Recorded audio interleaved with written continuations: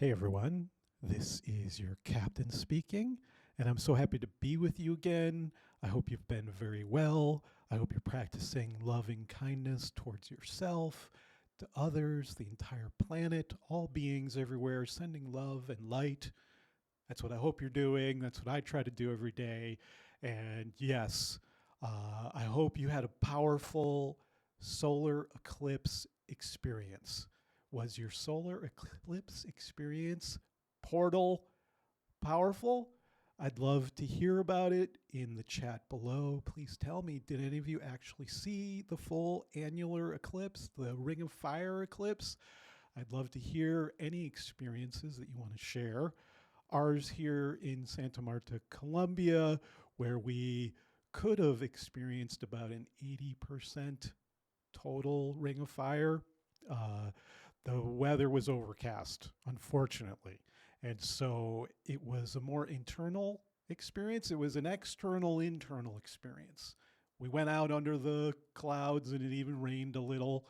And we still brought a lot of mindfulness to the eclipse and meditated on it and prayed to it. And I feel like I'm still kind of integrating what it meant for me and my family, but it was definitely deep. I feel like we entered into a pretty deep portal, and it is ongoing, and it's still eclipse season.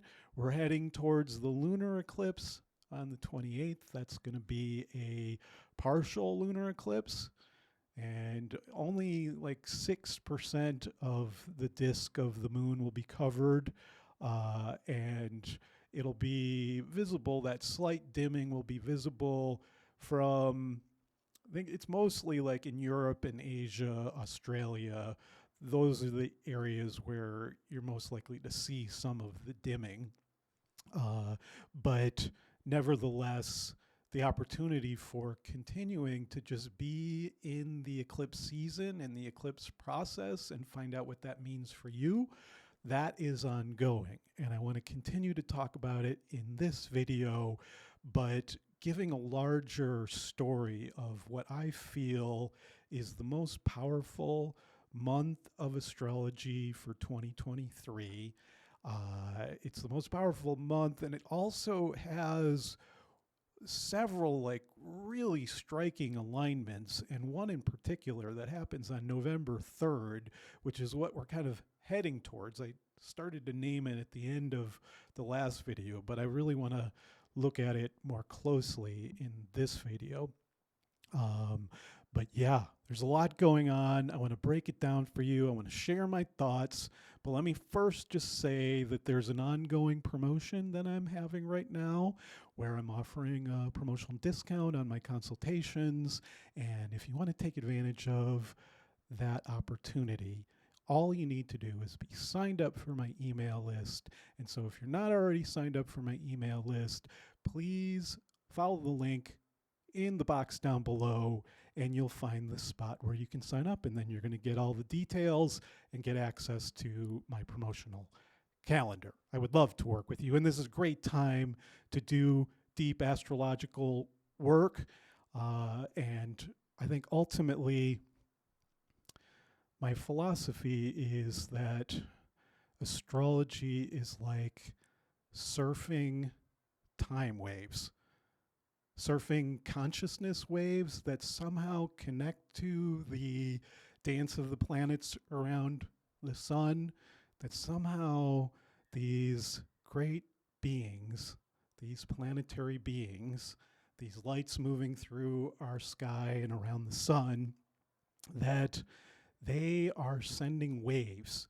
And sometimes those waves line up where it's like when you're looking for good surfing, where it's like a storm forms out in the Pacific, and then a few days later it interacts with the tides and the moon, and you get the best possible circumstances for good surfing. I mean, that's what we're looking for.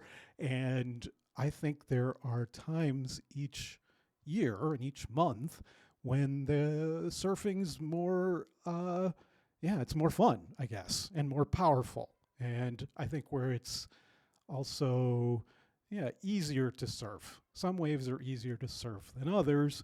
And I think, learning to read the waves, learning to read, the winds combined with the tides, combined with the storms, and trying to take all those factors together and make decisions about when's the time to honor the sky, connect with the sky, and do magic with the sky, pray to the sky, and try to align with the sky so that you can ride the possibilities to higher timelines. I guess that's what it's about to me. Trying to find waves that will take me to higher timelines, deeper timelines, the more magic transformational timelines. And I feel like, I don't know, in my experience, it's like several times a year, surfing's particularly good. And it's a particularly good time to do a spiritual practice with the sky, to intentionally align with it in such a way where you're bringing mindfulness, awareness, spiritual practice together with, what are these special alignments of the planets, basically. And I feel like that's my role as the captain here of the Starship Love, is to only take you out surfing when I think there's really good chances of catching awesome waves. And so, this is one of those times, these days, these weeks, the coming month, basically. And I'm about to kind of go into, like, focus on several days, key moments, key alignments. But I guess just generally, I feel like it's a time where there's some really special alignments happening. Sometimes when I put these videos together, it's like I don't know exactly when I'm going to really focus on an alignment myself and try to catch special waves. And my commitment to you is to mostly just do videos when I think there's really good surfing out there. I'll have other kinds of videos that aren't necessarily focused on the astrology of the moment, but when I put these out, it's really like I'm inviting you to join me out in the waters where there's really special possibilities. And so if this sounds like something that you'd like to get on board with, please hit that like button, subscribe if you're not already a subscriber to my channel, and join me and all of the passengers on my starship as we create magic together. Ultimately, I think astrology is about working with powerful thought forms. Unfortunately, in astrology, there's a lot of negative thought forms out there and some kind of negative spells, I feel they are. In the tradition of astrology, there's certain ideas about certain alignments that tend to be pretty negative, including eclipses. There's definitely a history of projecting a lot of negativity onto them. But I feel like that's like bad collective magic. And there isn't an ultimate reality to these alignments in terms of, I don't know, an ultimate right interpretation. But there's ways of working with really positive thought forms that fit the energy so that you can manifest the higher possibilities of any particular alignment. And so I guess that's what my channel is about, working with collective positive thought forms. We're all together in a kind of group mind, deciding to surf certain waves together as a group and have our individual experiences, but also it's like we're all intentionally working with some similar thought forms. And I think there's something about that, having a certain intention to relate to these energies in a particular way that has power. And so that's what's happening here. And now, so I want to start with October 20th. This video is being recorded on the 17th, and it'll go out on the 18th or 19th.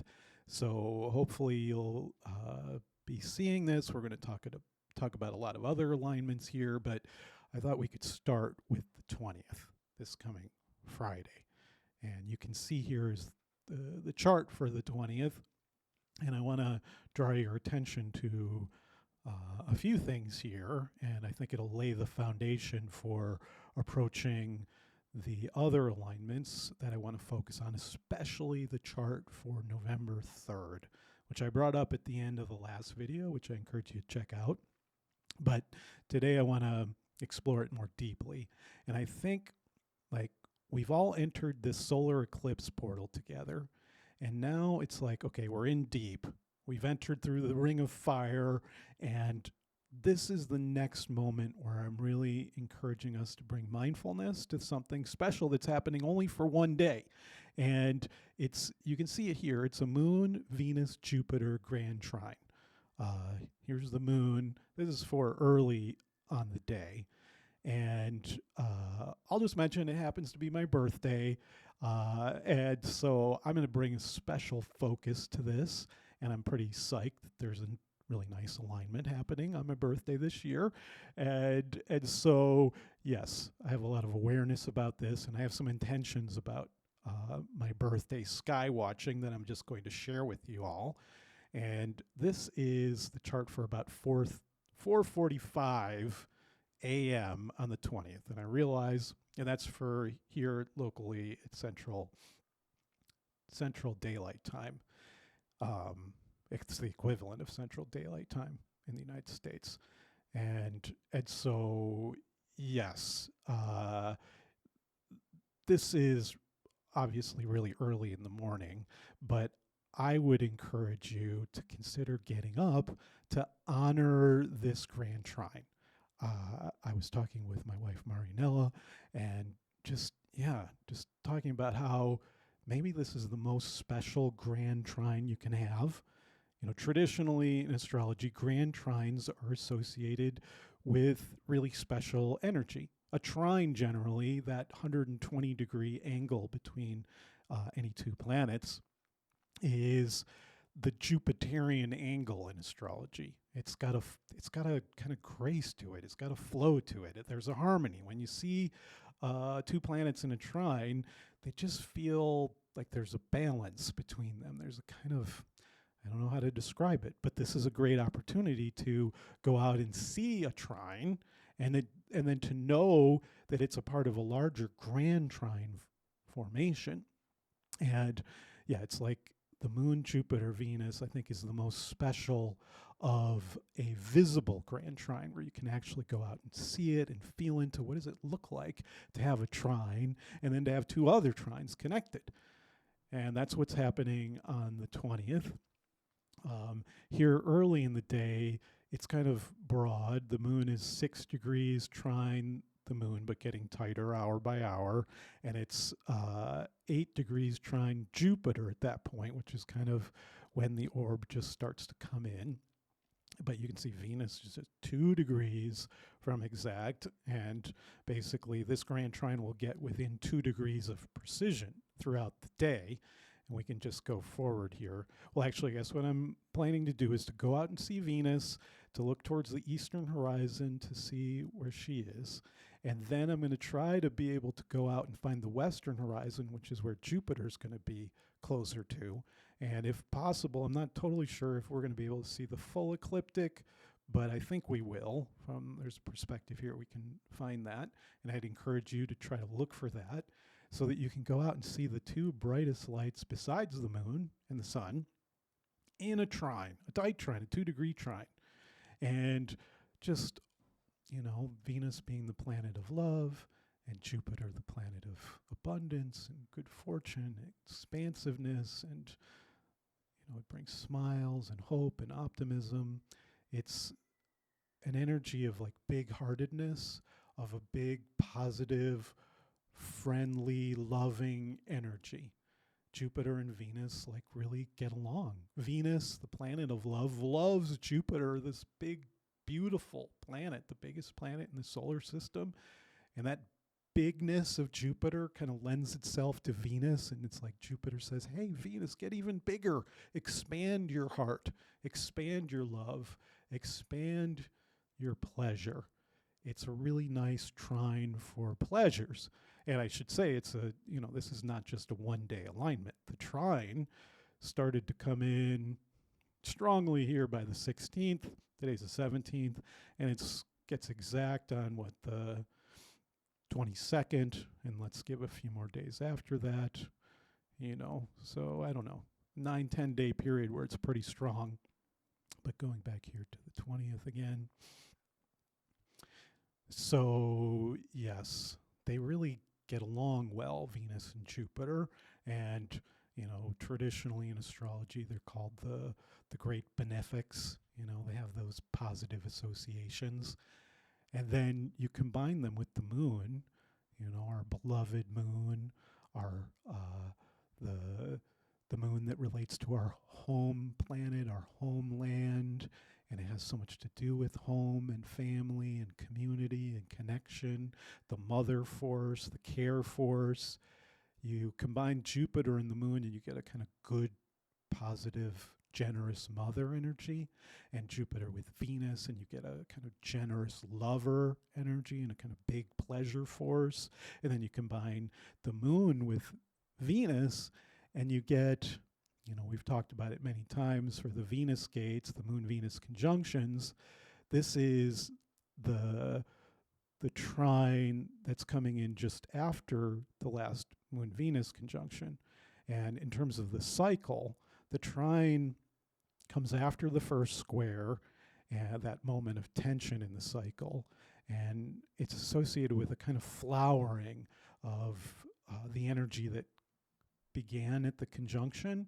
And I think especially with Venus Jupiter, there's a kind of flowering quality to it, like a big bouquet of roses that have just opened their petals up. You know what I'm saying? And it's like, yeah, I really recommend getting roses each month at the Moon Venus conjunction and working with roses as a sacred sacred being connected to the Moon Venus cycle. And then I think if you work with that at the trine, you can just imagine a trine is that kind of opening of the lotus, opening of the rose, giving its full beauty, its full scent to the world.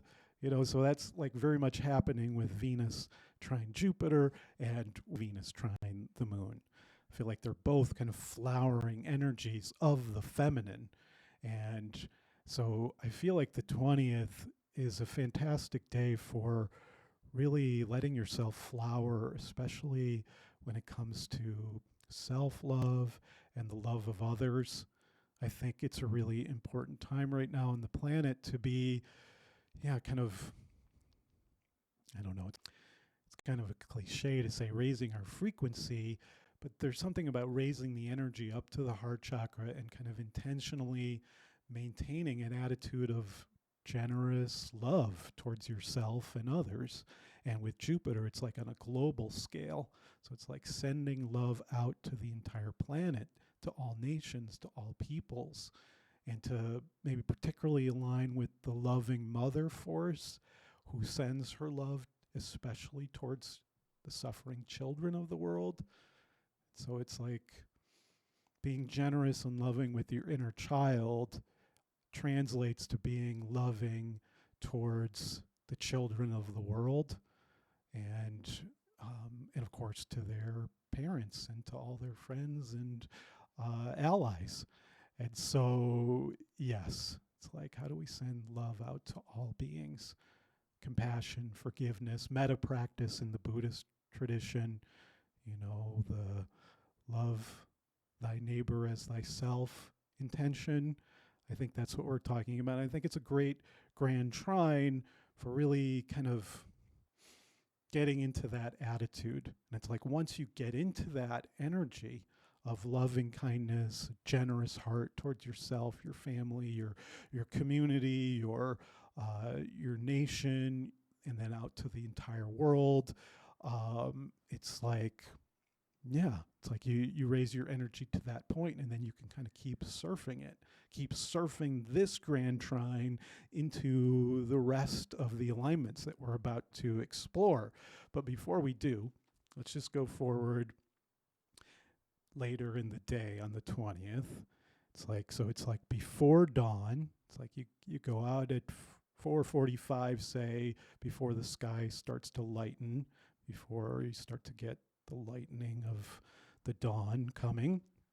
And you're able to see Venus in the eastern horizon, Jupiter closer to the western horizon, And then it's like you move into the day, you watch the sunrise, hopefully, and then at a certain point, you'll be able to see the moon, which is close to the square point, um, where you can often see the moon during the daytime, and so I encourage you to look for the moon during the day. In the afternoon, you should be seeing it kind of rise out of the eastern horizon, um, and and then it's like you have to wait until after sunset, where again you'll be able to see the moon clearly at that point, and then you're looking to find the moon trine Jupiter.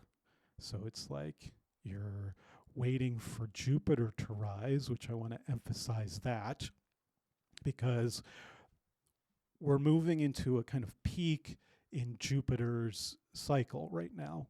The Earth is moving towards its closest connection to Jupiter in terms of how many millions of miles or whatever it is from Jupiter. It's the closest that it is each year at this point. It's not quite exactly at the closest until we'll look at that, but you can see when Jupiter's retrograde, that's when the Earth is moving closer and closer to Jupiter. In fact, that's true for all retrogrades. If any planet is retrograde, you know that means the Earth is in its closest range to that planet, or approaching that, or moving away from that. It's basically the Earth and that planet are moving together. They're moving closely together around the sun. And so we're in that part of the cycle with Jupiter now, and moving towards the point where Jupiter is at its peak closeness to the Earth. And that's the moment when you've got the sun opposite Jupiter. So the Earth is in between, with the sun on one side, Jupiter on the other, and with Jupiter at its peak brightness. Jupiter at its peak brightness. And so this is Jupiter season, just generally.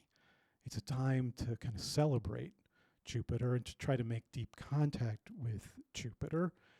And I think I would encourage you to have that be a kind of ongoing meditation.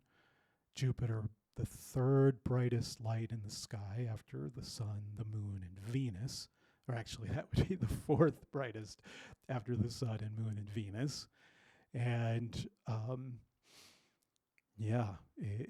it is very bright when it's at this point in its cycle, and very striking to observe.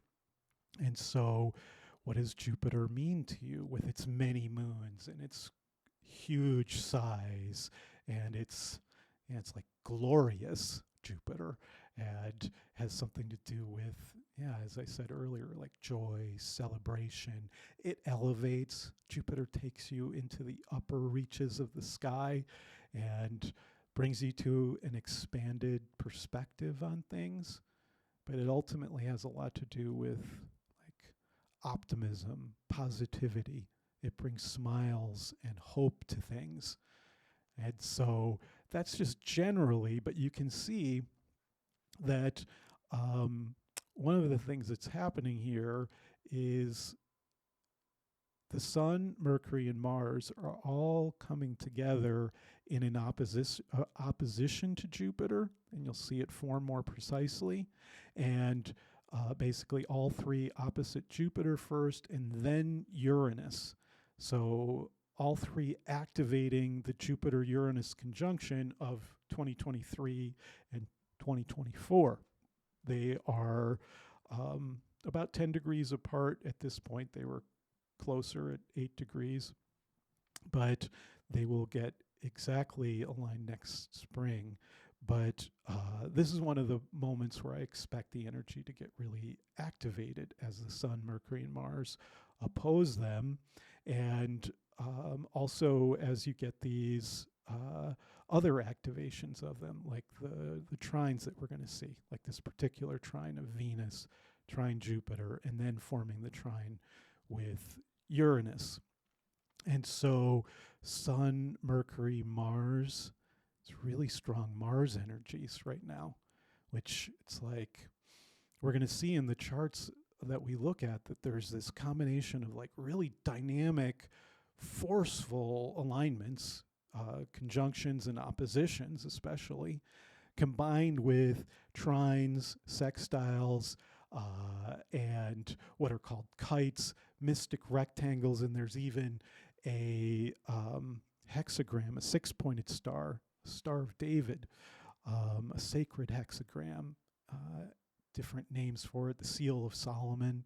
It's a symbol that's worked with in alchemy and other traditions, Buddhism, Islam, certainly.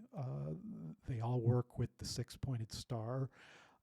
And so, yes, that's where we're headed on the 3rd. But my point right now is there's this combination of like super dynamic, more forceful alignments of the planets where it's like stronger waves, more powerful waves that are coming at you with greater force, combined with these trines and sextiles, mystic rectangle formations, kite formations that bring, like, even though the waves are strong, they're more like, they're more glassy, you know, they're shaped really well. They're easier to ride. There's not a lot of cross currents and interference patterns. It's like, I think it's strong waves, but very surfable waves. And I want to maybe especially work with the analogy of kite surfing, because Jupiter Uranus is very much about like breaking free to the highest perspective of the sky, quantum leaps to higher perspectives. And so it's like a lot of surfing, but a lot of kite surfing, I think, where you're really catching the winds as much as the waves. And so, yes. But here we are, back on October 20th, getting ahead of myself, looking at the future. But yes, as the evening progresses here, like as you get closer to 8 p.m. locally here, it'll be easier to see the moon trine Jupiter, which is very exact in the evening, and still Venus tightly trine the moon. So by the time you get to the evening, you know, it's all within 1 or 2 degrees of an exact grand trine, which if you really look at grand trines, for them to be like really precise within 1 or 2 degrees is it's much rarer than sometimes there's broader alignments where they get as close as say 5-6 degrees. But to have them form within 1 or 2 degrees and to have it be these 3 planets, the moon, Venus, and Jupiter, it's particularly special, and I'm excited for it for my birthday, I have to say. So I actually think I'm going to leave it there for today.